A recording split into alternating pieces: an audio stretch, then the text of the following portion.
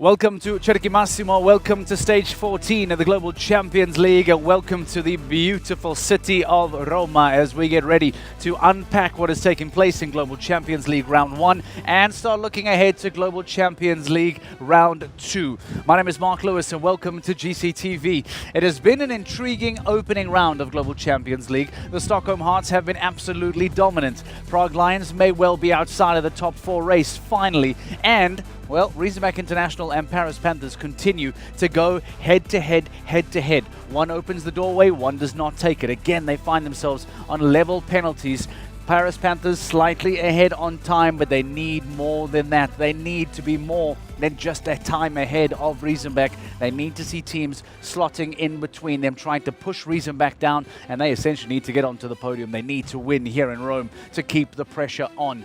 Let's show you what the standings look like at the end of Global Champions League Round 1. As mentioned, sensational from the Stockholm Hearts. Look at that, 11 seconds faster than New York Empire. Jody Hall-McAteer, Scott Brash were brilliant, but wow, what a round from Stockholm Hearts. Lorenzo De Luca, Peder Fredriksson making this Rome track look easy. The Istanbul Warriors, arguably the biggest surprise of the afternoon, as they now find themselves in provisional third place. But Riesenbach International, one of the many teams on 8 penalties. Mexico Amigos, the Shanghai Swans, unfortunately not going their way. And as we said, down in 13th place, the Prague Lions and their pursuit of a top 4 place, essentially one would imagine to be out of the window. Despite some horse changes that will predictably come in for GCL Round 2, you don't see them turning this around, do you? The team powered by the Czech equestrian team, they find themselves on 12-8 for Niels Bruynseels, 4 for Peter de Vos, and because of that, it is going to be a long and lonely road outside of the top 4 as they look to be stuck into the GCL Super Cup quarterfinals. Let's talk about some of those teams then. Let's then go into New York Empire in particular. We spoke and gave praise to Jody Hall-McAteer, to Scott Brash. This is what they did today because they were brilliant in GCL Round 1. Let's show you then New York Empire. These are the 2 riders coming out and making sure that they put in together a really, really strong performance. So, Jody Hall-McAteer, the first of the 2 riders then to come out for New York Empire. Kimosa looking sensational. And the young rider stopping the clock at 63.84 seconds. Well applauded by the crowd. And Jody Hall-McAteer looking very calm, looking very smooth, and making very light work of this, opening up a doorway for Scott Brash to follow. He was next to come. And Scott Brash, in true Scott Brash fashion, on a much younger horse here today. Hello Valentino, just 9 years of age, this grey, but it certainly didn't look it, because in usual Scott Brash speed and 66.9 or 67.18, I beg your pardon, Scott Brash stopping the clock on a clear and delivering a very, very impressive round for them. It wasn't going to be the round of the day, but it certainly is one of the rounds of the day. But that title belongs to the Stockholm Hearts, powered by H&M. The 2, as we mentioned, Peder Fredriksson and Lorenzo De Luca, were the best 2 riders of the day. Stopping the clock at incredibly fast times, delivering both clear rounds. They were unbeatable here in this. Hansen in round 1 for Peder Fredriksson. Don Vito in round 1 for Lorenzo De Luca. Now you would imagine that Marlon By Jonsson will indeed come in for the Stockholm Hearts, powered by H&M in that second round. And Peder Fredriksson will make a horse change. The experienced Hansen making way. And you would imagine that Catch Me Not, I think, or is it All In? Not too sure who he has here, but there will be a horse change for Peder Fredriksson coming into that second round. The big talking point now is, can they hold on to it? And what's taken place with Saint-Tropez and what's taken place for the Prague Lions? Well, as it stands, Stockholm Hearts are closing that door. And if they do perform well in the second round and maybe some fences fall for Saint-Tropez, Stockholm Hearts, after winning in Stockholm, after winning in London, if they do well here again today, then all of a sudden going into Riyadh, there is going to be a very different conversation for that top 4. What about the reaction from the riders? That's become a big talking point as well, because news today from Rome is that there will not be a second course walk. The course that has been designed by Uliano Vizzani in round 1 will remain for round 2. So normally now we'll be going to Rosie Tapner for some reaction from the riders inside the ring. Well, no course walk. We decided to bring her into the studio. Rosie, nice to have you here. It's lovely to be in the studio. Thank you. You have been just to my right here by the end gate, chatting to some of the riders, getting some reaction. Things haven't gone the way for some of the big superstars, but there have been some really strong performances.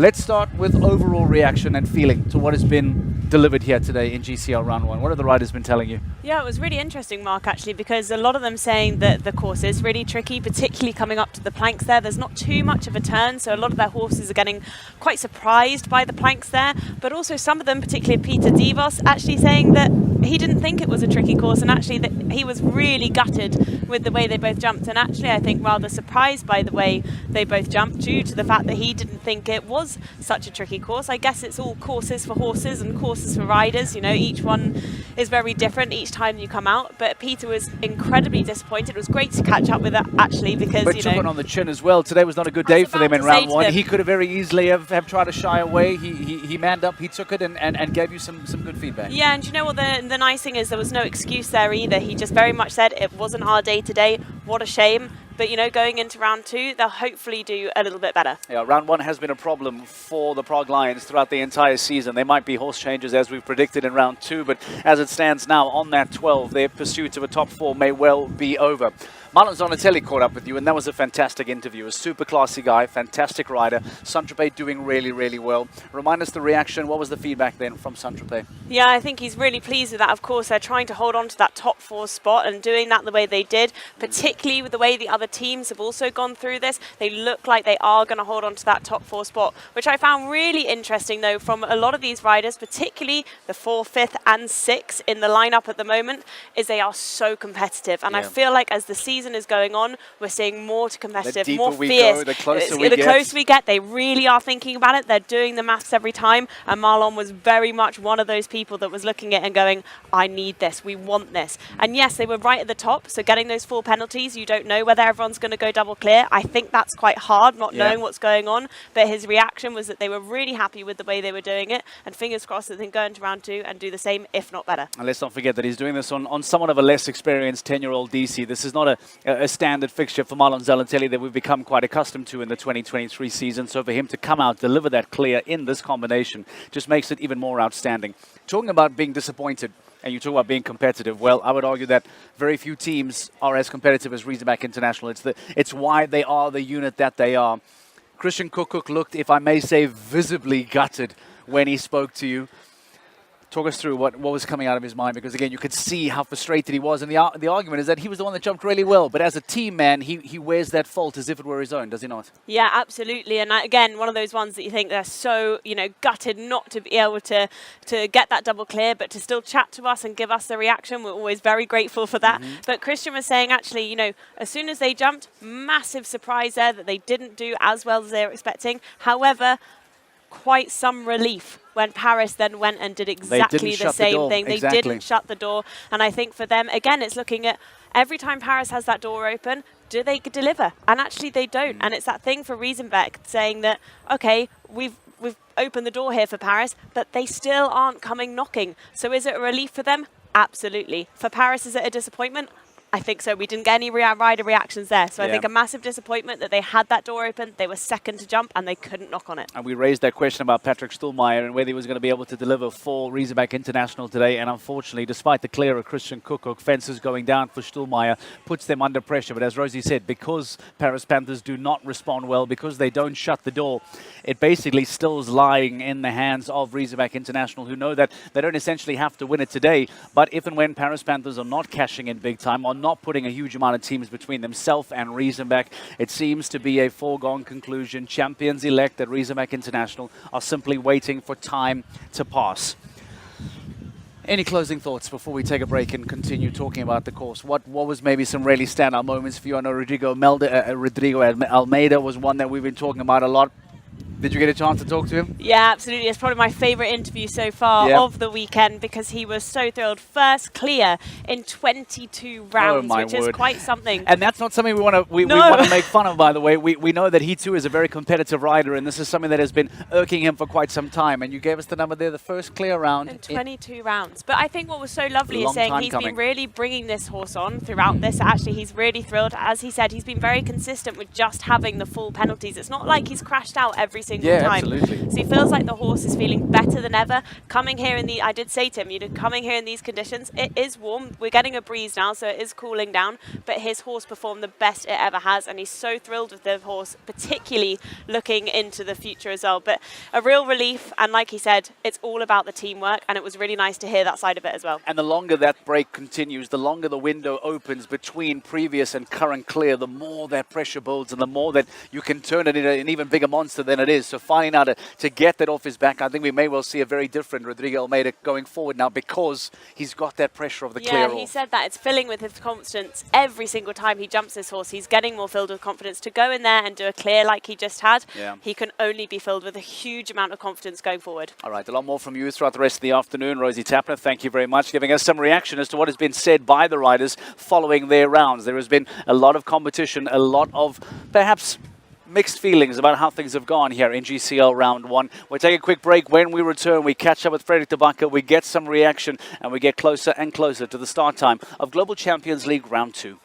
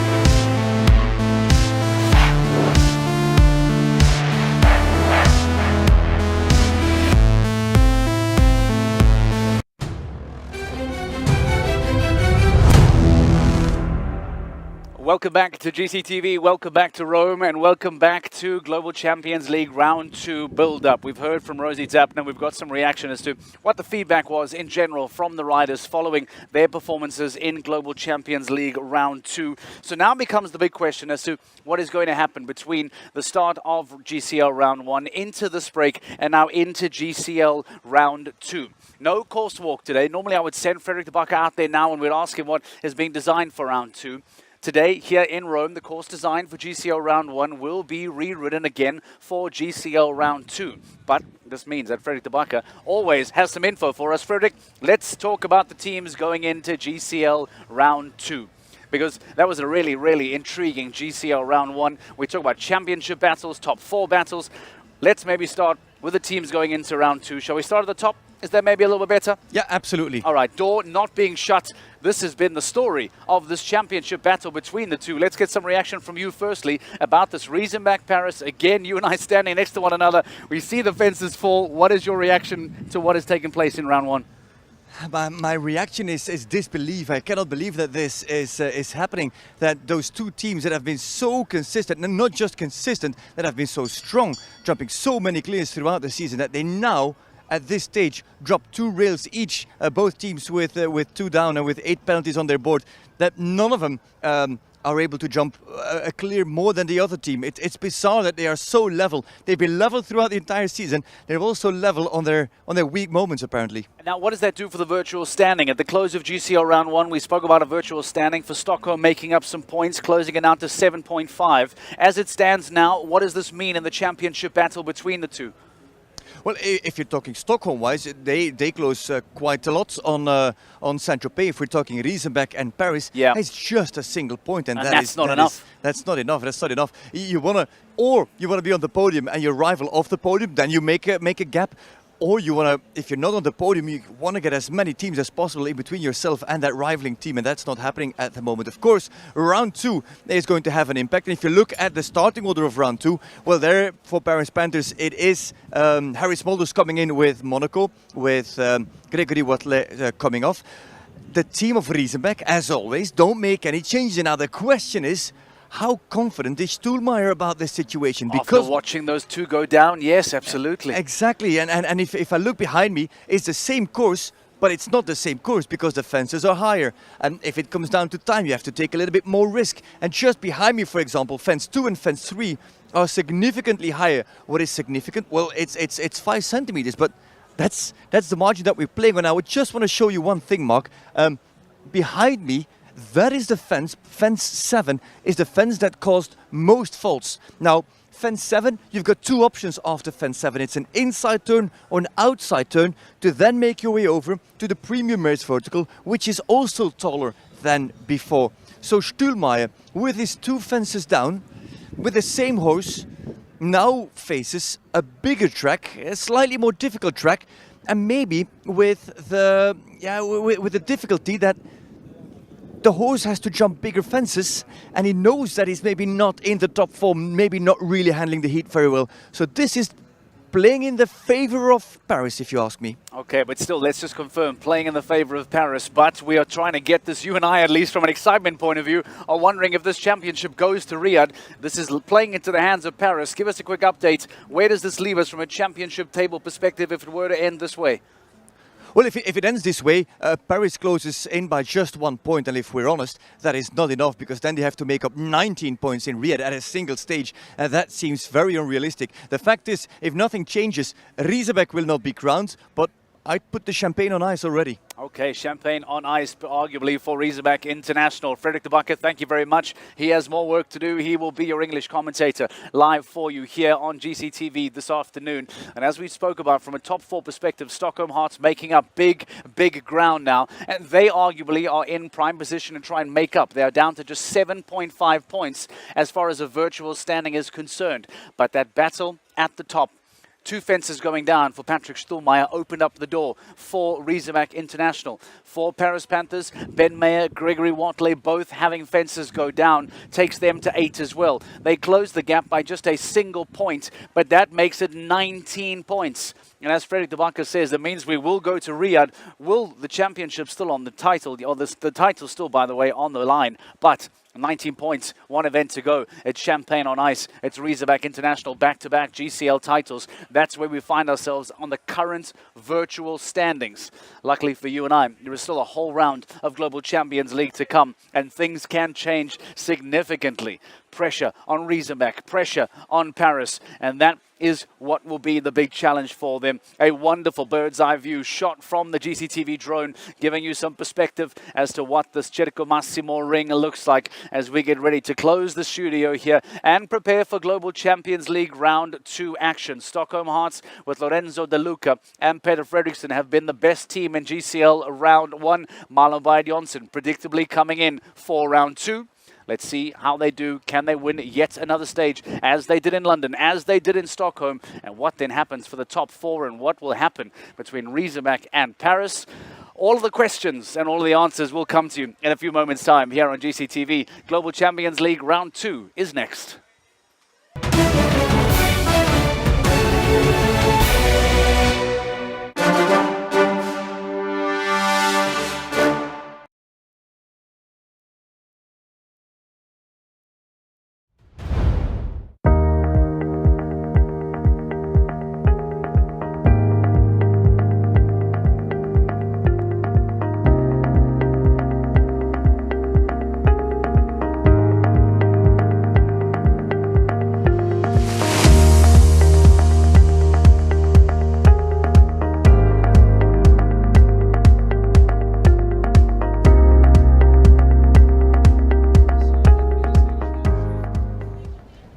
and welcome to Rome for the Grand Prix qualifier here in Italy. The 13th or 14th Grand Prix, I beg your pardon, 14th Grand Prix of the season is being held tomorrow, and well, we will run the qualifier today here on Friday afternoon with the Grand Prix tomorrow. A Grand Prix qualifier with 54 riders competing in that Grand Prix qualifier, meaning that 14 will need to drop out of that Grand Prix, will not make the cut. And of course, with the championship race red hot, that it's interesting to watch how Harris Molders, Michael van der Vleuten, Julien Epaillard, Christian Koekkoek and others will do, how they will fare in this qualification for the big test of tomorrow. Later on today we will also have round 2 of Global Champions League, where Stockholm Hearts are currently leading and where Paris and Riesenbeck are not giving in a single inch. Second GCL competition coming up, but first the qualifier, as said, here in Rome at Circo Massimo.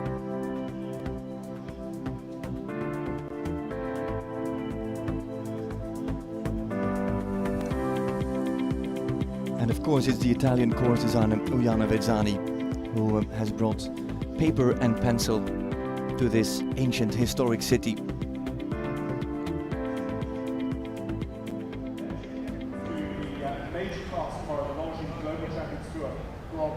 There's Deusse on Bigot Saint-Hermel. Deusse is first to go so far. It has not yet been the season for Daniel Deusse. He's got plenty of Grand Prix wins under his belt in previous years, but this year, no win for him just yet. Koekkoek, who's been close on 2 occasions, second in Doha for example, behind his teammate Philipp Weishaupt. And Fredriksson, well, he has shown good form here already.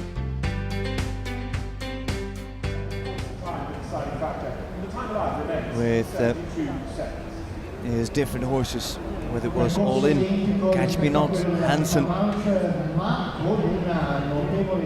And that's the long rectangular ring at Circo Massimo, where the sun is beaming down on an abundance of spectators.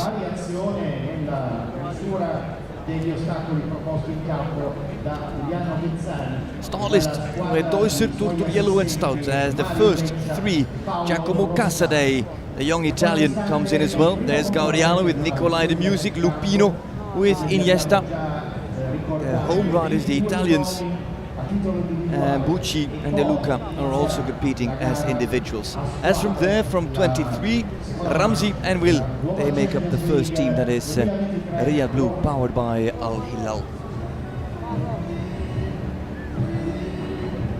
At the end, Consulent and King Edward, there, Smolders with Monaco, Mare Point Break just in front, Just Be Gentle and Draco with Stuhlmeier and Koekkoek. That's Riesenbeck versus Paris, of course. But at the other end of the start list, at the end of this start list, well, there you have the leading teams: Istanbul Warriors, New York Empire and Stockholm Hearts, with the double clears from Global Champions League round 1. Quiet before the storm, that is clear.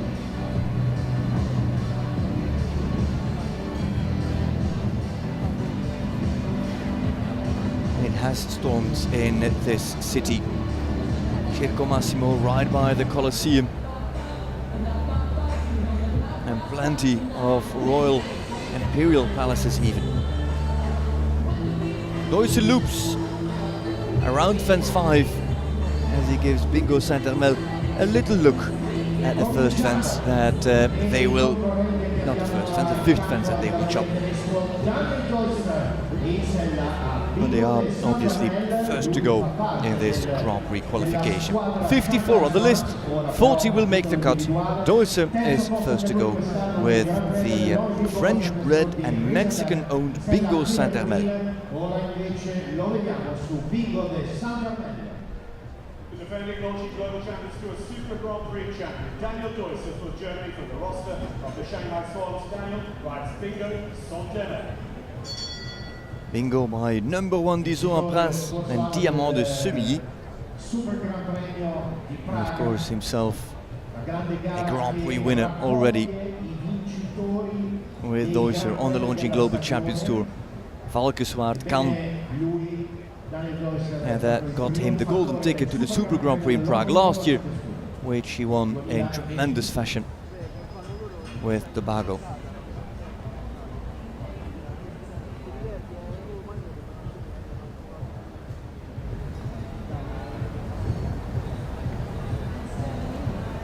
Tight turn to 3, the push of Deusser. The great knock on the floor at 4. And this is the delicate plank, the scary plank as well. Bingo takes it in his stride and jumps it with class. Ooh! Rattles the combination and then goes wide, goes round fence 12 in the approach to Premium Mares.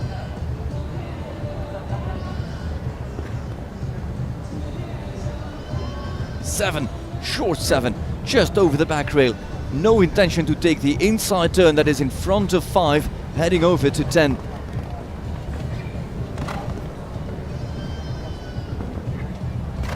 Woof.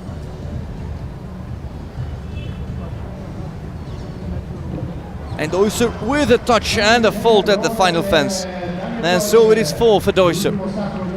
That's a pity. Looked like he was on a really good run there, Daniel Deusser, with Bingo Saint-Hermel. But the last fence comes tumbling down for the unfortunate German and his as unfortunate French partner.